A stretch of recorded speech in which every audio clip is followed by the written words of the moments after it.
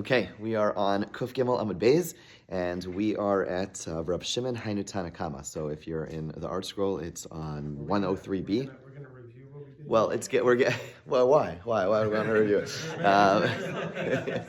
So it's going to be reviewed by the Gemara, and that's why I felt comfortable going so quickly, and I wanted to finish. Okay, so Rav Shimon Hainu Tanakama is gonna. So yeah, the Gemara is gonna analyze this entire brisa. The brisa was a little bit confusing, had a bunch of different opinions. So here we go. So again, 103b1, the last line on 103b1, Rav Shimon Hainu Tanakama. So the Tanakama over here, when it says Tanakama, it really just means the opinion before him, or the opinion of Rabbi Yehuda. Yes, second white line. Thank you. Yeah, good call. Okay, so Rav Shimon had a Tanakama. What that means is Rav Shimon ultimately came along and he concluded that Eino chayav ad sheyas malacha shekayotze ba miskayemes. One is only liable if a person performs a labor that is that endures, and that is the same as the Tanakama. Now, the Tanakama referring to over here is not the first Tana, but rather Rabbi Yehuda. Again, let me before we go further. The Mishnah basically tells us two something. Everyone agrees you have to do two writings to be chayav. So you have a whole spectrum of different views. You have Rav Yossi who says 2 markings is enough. 2 lines side by side, you're going to be chayiv. Why? Because he said that's what they did in the Mishkan. The Mishkan, they just had 2 symbols, and just 2 symbols is enough to be chayiv for kosef. He says it's actually called a roshem because it's really just making a marking. Okay. Then you have opinions that start talking about using the same letter twice. Is that sufficient? Is that enough of an issue? Is that enough of a prohibition? And then you have some saying that it has to be 2 separate characters in order to be really considered writing. Right. And then we'll see there are even broader views as we'll see soon. But the point is that the machlokes is what is the bare minimum to be chayav for writing, and at what point is this considered writing and no longer just placing a letter, right? Writing is there's something substantial being done over here, right? So Rav Shimon said, as long as it's something which lasts, as long as it's a writing that lasts. So he's certainly more machmir than Rav Yossi, but it sounds like he's going with the most lenient view, which until now the most lenient view is if it's 2 letters, you're going to be chayav. The problem is 2 letters the same character. The problem is Rav Yehuda already told us 2 letters the same character, you're going to be chayiv. So the Gemara now is asking Rav Shimon, who says as long as it's writing of letters that lasts, basically he sounds to me like he's saying the exact same view as Rav Yehuda, who says any 2 letters, any 2 letters, even if they're the same character, you're going to be chayiv, and that's what the Gemara asks. So the Gemara is going to try to distinguish between them by saying the following: V'chitema elef, 103b. Okay, v'chitema elef or aleph da'azercha ika beinayu. Okay, that maybe the machlokes between Rav Yehuda and Rav Shimon is about writing 2 alephs of the word a'azercha. Okay, the Tanakama savar elef da'azercha lo mechayev. The Tanakama who holds that writing 2 letters which are of the same character, you would not be chayev for a'azercha.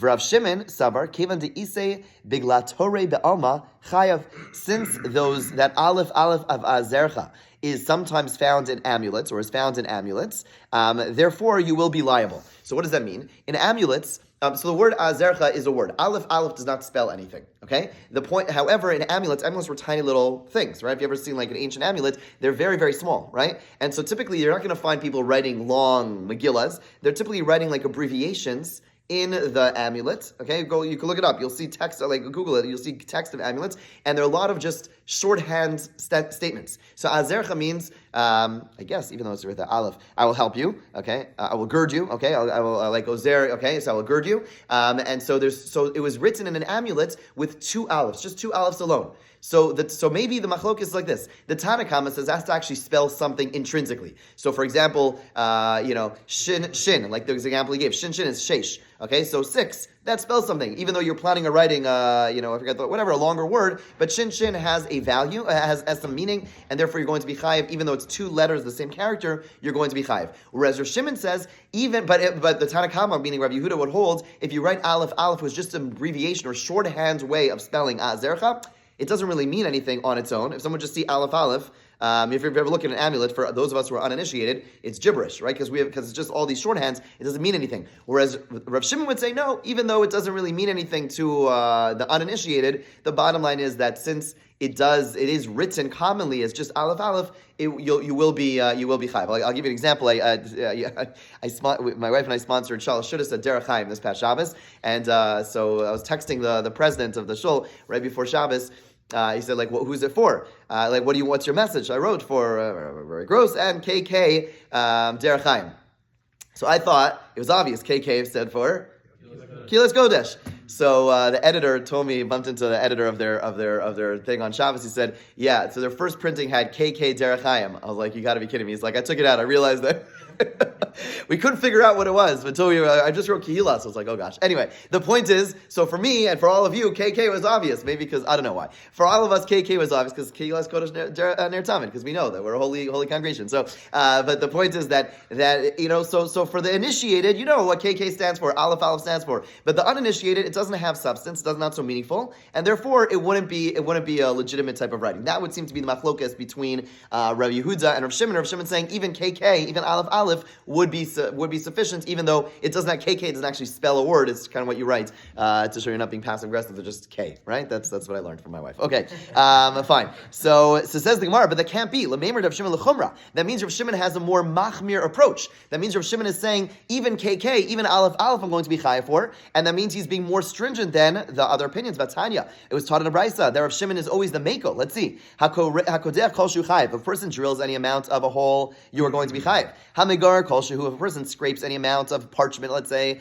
you're going to be chayav. Ma'abed kol shu. A person who tans any amount of a hide, you're going to be chayav. Atzor bechlitzur kol shu. And you engrave a utensil, any amount of a design, you're going to be chayav. Whereas Rav Shimon Omer ad sheiktachas kulo. If you're intending to drill an entire hole, even though you stopped in the middle and you did make a substantial hole. In other words, you have a hole that you want to drill, and you start drilling, and you don't get as far as you want, but it's still meaningful. You can still put a nail in here to hang up a light picture, maybe not the heavy picture you wanted, but it's still a meaningful hole. Rav Shimon says no, until you go and fulfill your intention, until you go and drill the entire hole that you wanted. Oh, until you scrape the whole thing. Oh, until you tan the entire hide. Until you engrave the entire design. So we see Rav Shimon holds a person will not be liable unless you fulfill your intention of doing the entire thing. So when it comes to writing, it should be, right, the whole premise of this discussion over here is a person who plans on writing a longer word, and they write just 2 characters. Are you going to be chayiv or not? Because those 2 characters still spell something. But we see Rav Shimon, but now we're telling you, Rav Shimon would say you're chayiv for KK.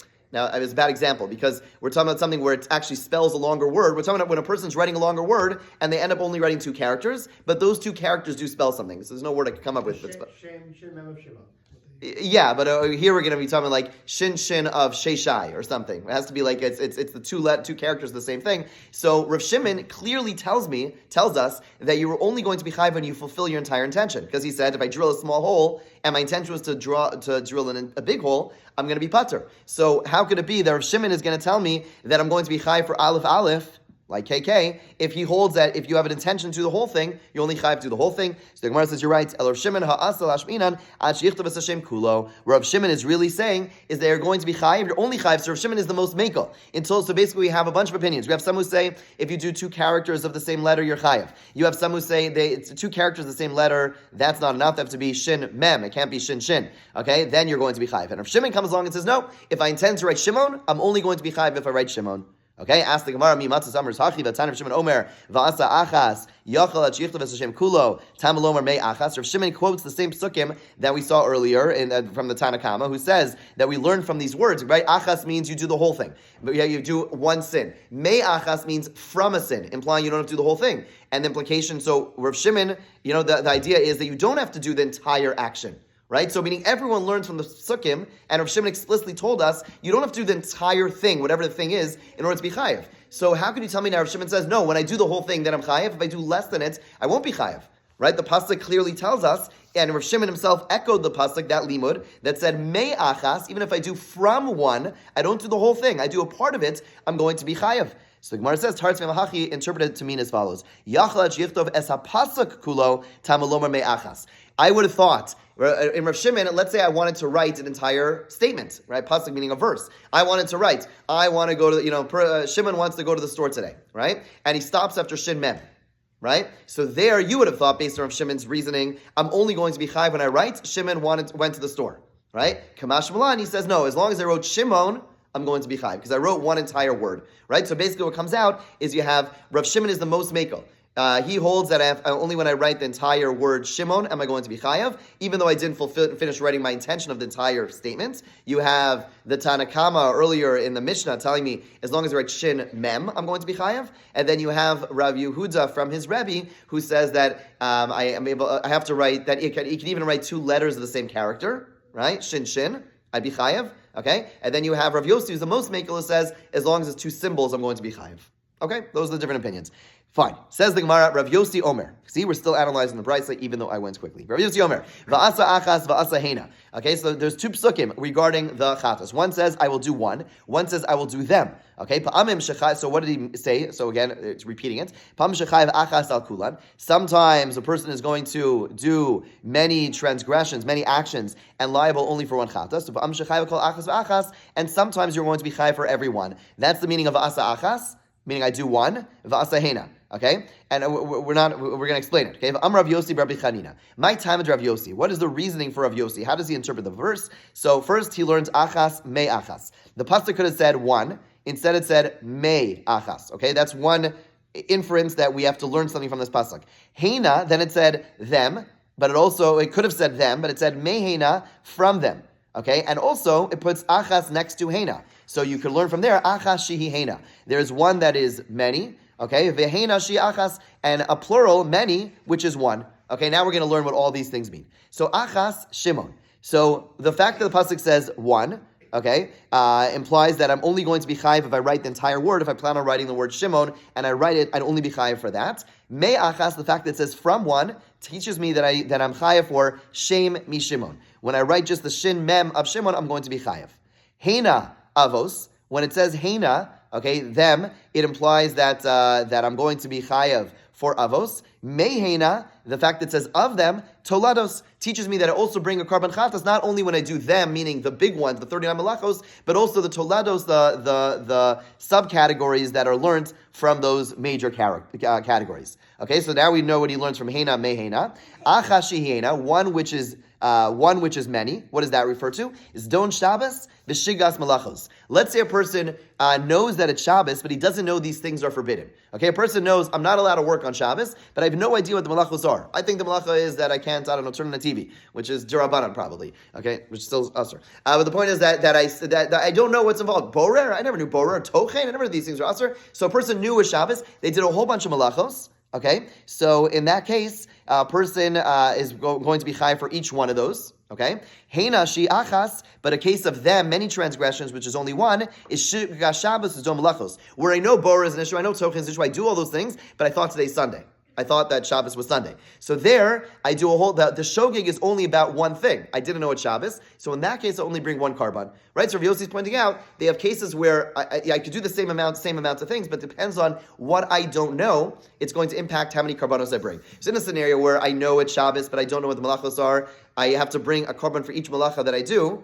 Okay, for each malacha that I do, because there the mistake is about I didn't know bora was an issue, I didn't know tochen was an issue, I didn't know afia is an issue, right? Bishul is an issue. And then the other case where I know all these things are aser, but I just don't know today is Shabbos, there's only one mistake, one unknowing, and therefore I bring one korban in that case. Okay? Fine. Now the Gemara is going to get into a whole discussion about the writing of we have different ksiva issues. Okay, let's see what I mean. I'm Rav Yehuda. Matzinu shem katan mishem gadol. Rav Yehuda said we find a short word that's part of a long word. And what's the example that he gave? If a person writes shem of Shimon, right? I'm writing Shimon and I stop after the mem. I'm chaya because I wrote a word. I wrote shem, and shem is a word. It means name. Okay. Ask the Gemara, what's going on over here? Me dummy.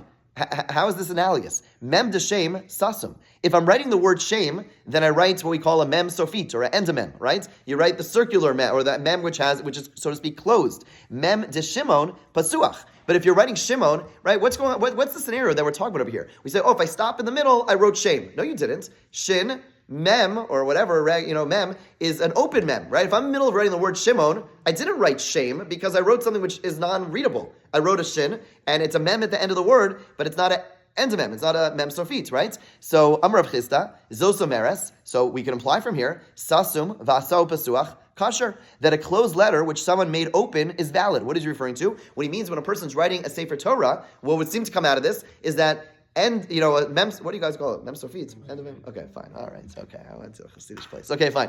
End of mem. Okay, mem sofit. Okay, so bottom line is what it comes out is that it's equal. I'm allowed to write mem sofit or mem, and it doesn't make it invalid. So basically he's telling us in the Sefer Torah, if in the word Shimon, it said shin, and then mem sofit, ayin vav nun, it's kasher. It's kasher. That's what comes out over here because we're saying you wrote a letter. We're going to bring a korban chatas. If you did it on purpose, you'd be killed, right? So clearly the mem sofit and a regular mem are interchangeable. right? The Gemara says that's not true. Meisvei, what are you talking about? Uchsavtam. The pasuk says you shall write them, right? Shetehek sivatama, that the script of the tefillin or the script of the mezuzah has to be perfect. Shlo yichtav alaf and ayin alaf, and you can't write instead of an aleph an ayin or instead of an ayin an aleph. Basin kafin, kafin basin. You can't write a beis a chaf is a beis. In other words, everything we're going to go through all these examples of different letters that could be confused or whatever. You can't get away with that. They have to be exactly the way they're supposed to be. And if they're not, it's puzzle. Gamin tzadin, tzadin gamin. A gimel is a tzadi is a gimel. Right? Fine, you can't do that. Delasan, ration, delasan. Dalad is a resh is a dalad. Heyen, chesan, heyen. Vavin, yud, right? Heyen, ches can't be confused. Vavin, yud and vavin, yud and vav can't be confused. Zayin and nun and zayin and nun can't be confused. Tesin, kefin, pefin, tesin. Tes and pei can't be confused. If you look at the note by 38, you'll see why tes and pei would be confused. A tes would basically look like a pei and a zayin together. Okay, kfufin pshutin kfufin. Bent letters cannot be straight letters. Straight letters cannot be bent letters. Okay, memin samchin memin. A mem and a samach can't be confused. And sumin psuchin sumin. Closed letters and open letters can't be confused. And meaning closed means an end. Sofit. Right, so a mem, which is a mem sofit, can't be confused with a regular mem. So what are you talking about? Right, we're going to finish the brisa first, but the point is that don't tell me, right, the inference is a bad inference, and therefore we're going to have to come back to the question we asked. When you're writing Shimon and you write shin with a regular mem, you didn't write shame. That's not the way you write shame, right? So we're going to come back to that question. First, let's finish the brisa. Parsha psucha lo yasena stuma. Stuma lo yasena psucha. You have something called an open chapter and a closed chapter. What that means is that if you look in a Torah, there's gaps between different sections. Some sections have gaps, some sections don't have gaps. If you forgot to make a gap, right, this is a terrible mistake, meaning it's such an annoying mistake. But if a sofer goes ahead and is writing a Torah, and then where there's supposed to be a gap in the Torah, he forgot to put a gap, he just started the next passage, Torah is invalid. Torah is completely possible. Even though all the right words are there, but if you put it too close together, meaning if you put it without a gap, some places those gaps are important. The Mefarshim learned from here that, taking a break is also, bitula hari kiyumo. That taking a break is also important, right? That basically if you forget to take the break that you need to take, if you just, go, it's invalid. It's not good, yeah. So the difference is whether it's the end or the middle of the letter, of the line. Of the line itself. Assume as if it's in the middle, if the gap's in the middle of the line, and assume as if the gap's at the end of the line. Right. Okay, not the size of the gap. Correct. Thank you. Yes, thank you very much. Yes, correct. Okay, ksava akshira. If a person writes a section as a song, or a person wrote a song similar to the rest of the scroll, right? A song. Whenever you have a song in the Torah, the gaps are a little bit irregular. Kind of looks like a game of Jenga. Basically, you have 2, 1, 2, 1, 2, 1. A person wrote without proper ink. Or a person wanted to make a fancy Torah. They wrote the names of Hashem with gold dust. Okay, but bottom line is, Hari Eli Ganzu. All those are invalid. The Torah gets put away. So the bottom line is, a closed letter and an open letter are not the same. So what's going on over here? So says the Gemara, Huda Amar Ki Tana, the Tanya, Rav Chisda was saying like the following Tana. The Tanya of Yehuda Meser Amar, Nemer B'Sheni. Okay, so regarding, there's, on Sukkot, we have a bunch of, we read about all the different, different karbanos that were brought. And the reading is almost identical, but it's a little bit confusing. You have to read it carefully. Why? Because although it talks about libations, but on 3 days, the libations are written not unisacheha, but they're written a little bit differently, and those differences actually spell out a word. We'll see what I mean by like this. Namra B'Sheni, on day 2 of Sukkot, it says, instead of unisacheha, it says v'niskehem, their libations. But that mem is kind of extra. Bashishi, on the 6th day of Sukkot, says unisacheha, okay, and instead of viniska, so there's an extra yud, right? Each day it says viniska, it's libations, okay? But on day 2 it says vniskehem. On day 6 it says unisacheha with extra yud. Bashvi, on the 7th day it says kimishpatam instead of kamishpat, so again it adds a mem. So mem, yud, mem. So it spells out, those extra letters spell mayim. So mayim, mikad remez limsuch mayim minatorah. So from here you learn about the water libation service that was done on Sukkot, that it actually is sourced in the Torah. Okay, so basically there was a ceremony that was done during Sukkot called nisuch hamayim, the water libations, a whole ceremony that was done on Sukkot. And where do we learn it from? From these letters. Now wait a second. V'niskehem, the first mem over there, is that a mem sofit or a regular mem? Mem sofit, and yet it's the first letter in spelling mayim. So clearly you see, so the fact that something which is closed, something which is spelling, it says it in a backward way, but basically you're taking something which is closed and you're treating it as open, you're treating it as open. So therefore, sasum asau pasal kasher. So therefore, in a case where you have a closed letter, which should be a closed letter, and you write it open, it should be the same, right? You see from here that the mem sofit and the mem regular are interchangeable. Okay, the Gemara says, no. Mi dami. You can't compare the two. Pasoach laso sasum. Okay, aloi kama alile. Okay, so if you go ahead and you take a closed letter and you make it not closed, that actually is an improvement. It's an upgrade. Okay, why? Because the Amar of Chisda taught us mem usamach shebeluchos b'nei sayu omdin, that the mem and samach in the luchos were standing in a miraculous fashion. Okay, so what does that mean? What that means is that meaning in the luchos, they basically, right, the luchos were engraved all the way through. So if you have, let's say, a mem or a samach, they look like this. The middle part, what's holding on to the middle part? Nothing. It is miraculous. So a mem sofit is by definition more elevated than the lower than the regular mem in the sense that it was miraculous, and therefore, yes, the ends of mem, the mem sofit, to treat that as a regular mem, that's fine, and that's why mayim spelled out in v'niskehem, that we could do. We could take an end of a mem sofit and treat it like a regular mem. That's cool. But what you're trying to do is say Shimon, the mem of Shimon, to treat it like a mem sofit. Whoa, then you're upgrading it, so you can't do that, or you're making it. You can't. If you're taking a closed letter, that one made open. In other words, it's supposed to be closed, and you made it open, right? It was supposed to be mem sofit, and you made it a regular mem. You're making it worse. Pach Sofim Amarum. Okay, that basically that the alternatives were all made Sofim Amarum. The prophets made them. Okay, so basically the open mem was a later institution. In other words, like this. Let me just to summarize one more time. In the luchos themselves, what the Rav Chisda seems to be teaching us is that in the luchos, when it said, I'm trying to think of one of the I don't know. Whatever, any of the mems and all the letters were written as sofits, even in the middle. Okay, the whole idea of the non-sofits all came about by the prophets. The prophets came along later and taught them to us. Okay, but basically, if you were to look at the luchos, let's find a letter. Lo Sachmon. Excellent. Lo Sachmon, that mem, thank you, would be a mem sofit. Okay, so if you want to go, if I come back tomorrow and I see someone graffitied over it and made it into a full mem, great. I'd be very happy. Do a good job, please. But the point is that that is, it's kind of close. But the point is that would be, that's the way it was written. The mem that you see over there was not the way it was written. The mem you see over there was instituted later on by the prophets. Now the Gemara asks, Tispra, can you really say that?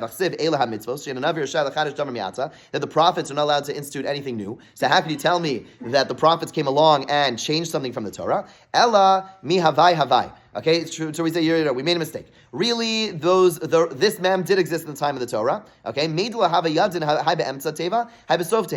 but they didn't know which one was in the middle. They knew they had two mems. They weren't sure. This go at the end, this go in the middle. We know they're interchangeable to some extent. We don't know exactly how. And the prophets came along and they told us which one is which. Ask the Gemara, Vakati ila mitzvos. Okay, these are the commandments. She'ein anavi r'shai l'chadish dam mi'at. They can't do anything new. So still, it was meaning if the Torah introduced it, if it was originally introduced as kind of interchangeable, and then the Nevi'im come along and say, oh, this one goes here, this one goes there, it's still something new. Ela shechachum v'chazru v'yisadum. Rather, they forgot them, and the prophets came and they reinstituted them. That's what happened. Basically, they actually knew them. There was a right answer. They somehow forgot it. The Mefarshim will ask, how in the world they forget it? They had Torah scrolls all the time. So the truth is, if you look through Malachim, you'll notice that there's one time in our history where all the Torahs were burnt. One of the kings came along and burnt all the Torah scrolls, and then at that point they had to kind of like come back and reinstitute everything, relearn everything, and specifically at that point they didn't know, they forgot which was which,